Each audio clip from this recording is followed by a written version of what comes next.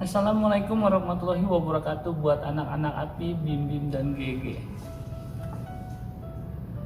Dalam cerita anak muslim, episode kali ini, episode 17, yaitu ilmu dagang. Iya Bim, Api mau bercerita Bim untuk episode kali ini, ya episode 17 itu ilmu dagang. Jadi ceritanya awalnya begini Bim. Di dalam berdagang, kita ini lagi usaha untuk mencari rezeki. Rezekinya bagaimana Bim? Rezeki sudah diatur sama Allah Subhanahu wa taala. Gimana supaya kita menarik rezeki dari Allah itu, meminta dari Allah Subhanahu wa taala biar lebih cepat lagi. Gitu ya. Ambil hikmahnya dalam cerita Api ini Bim. Waktu itu Api lagi berenang sama Bim Bim tuh. Karena pasti kolam renang Api ngeliat mas-mas lagi ngopi. Pas lagi ngopi, Bim, Api tuh temenin dia sambil ngopi bareng, ngerokok bareng, ya Api cerita, ya enggak. Api berbagi cerita tentang Api punya rumah dari sedekah. Api syiar, dakwah kecil lah, bisa dibilang begitu. Nah, Api cerita tentang punya rumah dari sedekah. Nah, si mas itu akhirnya dia itu terkejut tentang sedekah. Ya enggak? Api bilang Bim ke dia, Mas, kita ini manusia, ya enggak? Dapat petunjuk dari Allah Subhanahu wa taala. Dari mana? Dari teman sendiri, guru kita, media sosial juga salah satu petunjuk dari Allah Subhanahu wa taala yang agar kita tuh beriman kepada Dia. Itulah ya petunjuk. Nah, akhirnya Api cerita punya rumah dari sedekah. Dia juga cerita Bim, ceritanya bagus. Inilah ilmu dagang. Jadi dia ceritanya begini Bim, Mas, kalau tentang sedekah itu saya percaya. Justru saya ini punya pengalaman Mas. Ini pengalaman saya pribadi sampai sekarang. Mas tuh cerita punya rumah sedekah itu kayaknya saya merasa dapat petunjuk dari Allah Subhanahu wa taala. Bahwa saya diingatkan kembali. Aku tanya, emang kejadiannya gimana Mas? Ya enggak. Ini loh Mas, saya ini kerja sama orang Medan dulunya. Dia bilang, saya tuh kerja jual ikan asin. Saya sama teman saya bertahun-tahun saya kerja sama orang itu, dagang ikan asin. Akhirnya saya sama teman saya keluar, ya enggak, karena punya modal usaha sendiri. Saya dapat warisan Mas, ya enggak, ya enggak. Akhirnya warisan dari bapak saya itu saya sewakan ruko, saya beli ikan asin, saya dagang ikan asin. Tapi ngedenger seneng tuh Bim ngeliat orang kayak gitu, orang yang mau berusaha gitu loh.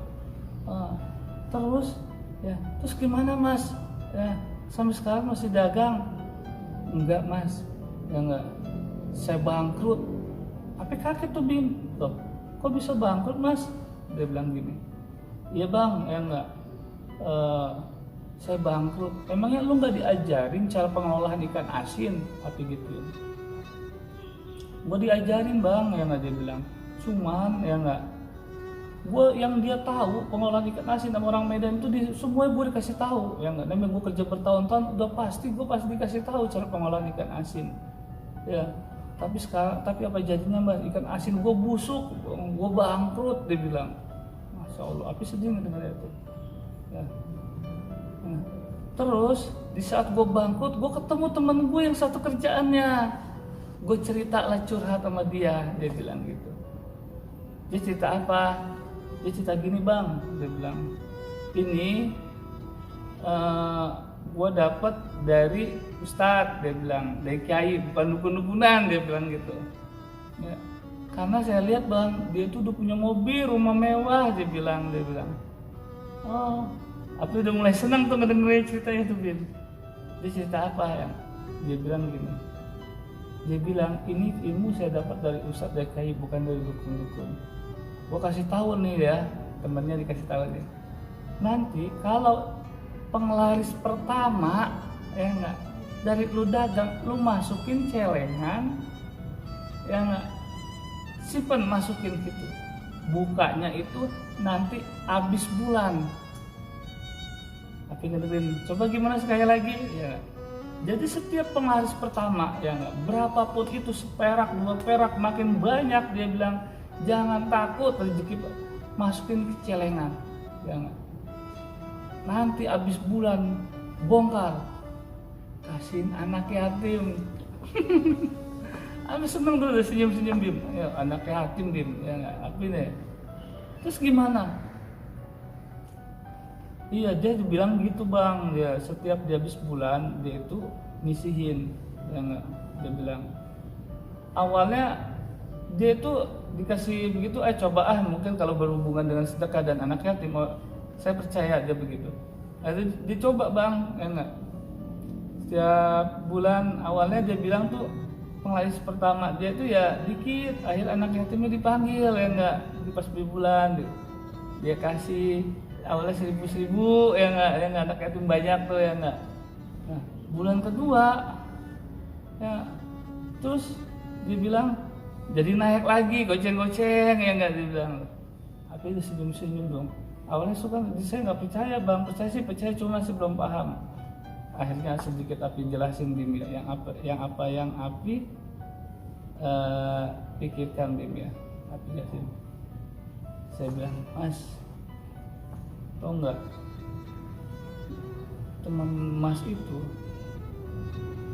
saat dia bilang tentang sedekah ke anak yatim, rezekinya bakalan banyak Mas, percaya gak? Untuk masalah sedekah, alhamdulillah saya ngerasain sendiri sampai sekarang. Dia bilang, nih saya jelasin sedikit ya Mas, saya bilang. Saat pertama dia melakukan setiap penglaris pertama itu dimasukkan ke celengan ya enggak, nanti habis bulan dia buka panggil anak yatim. Itu anak yatim kan belum tahu tuh dia tuh siapa, dia udah mulai itu siapa ya, kok baik banget, dia udah ngasihin 1.000. Itu anak yatim, ya orang itu baik banget ya Allah, mudah-mudahan aja dia balik lagi ke sini. Itu rezeki loh. Bulan kedua dia kesana naiklah goceng ya enggak. Setiap penglaris pertama yang nggak dimasukin dia sampai habis bulan dibagikan lagi ke anak yatim. Ke anak yatim jebret ya nggak, dipanggil anak yatim goceng. Itu anak yatim tuh seneng banget nih, orang itu datang lagi. Terima kasih ya Allah. Ya enggak. Bulan ketiga Bim.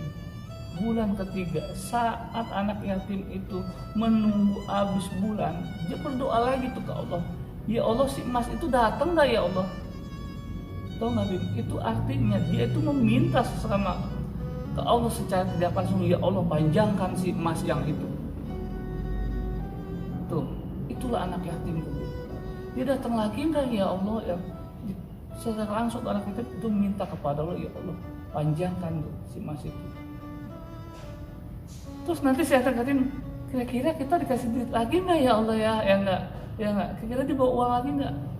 Itu anak yatim itu doa tuh mau, ya Allah, dia ngadu kepada Allah, ya Allah itu berikan dia rezeki yang banyak, ya. Biar dia bisa datang lagi ke sini. Ya.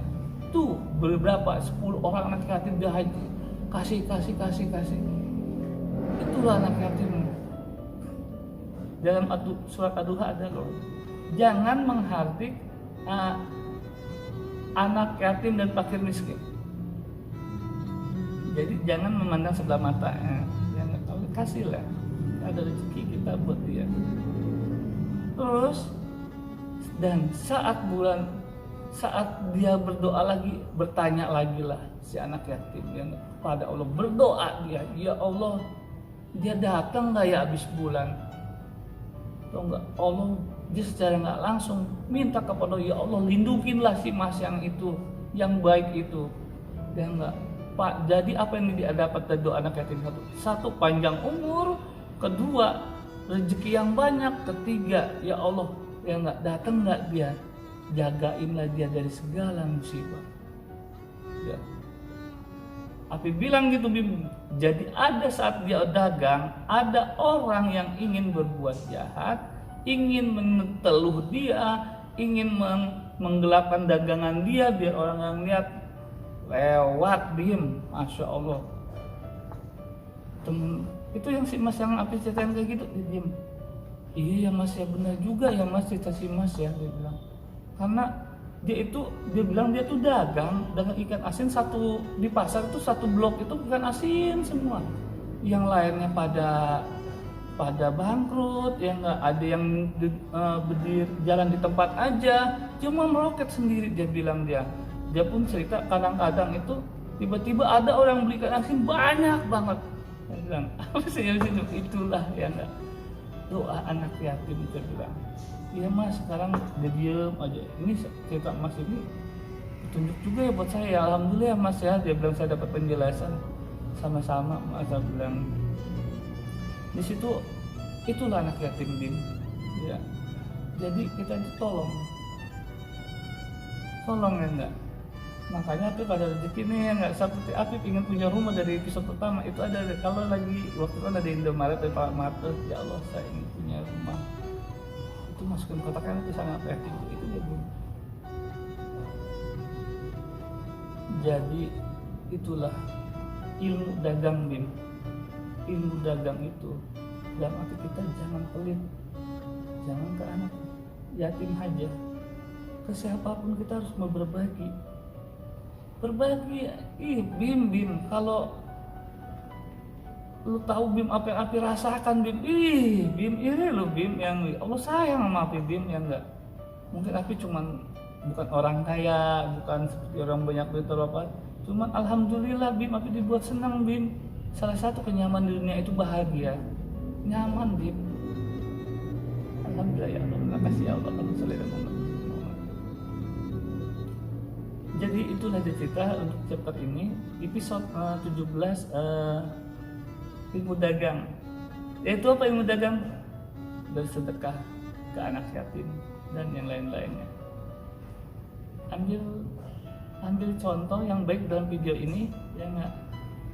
Kita berniaga Bim. Assalamualaikum warahmatullahi wabarakatuh. Doain Api biar cepat naik haji atau umroh. Assalamualaikum.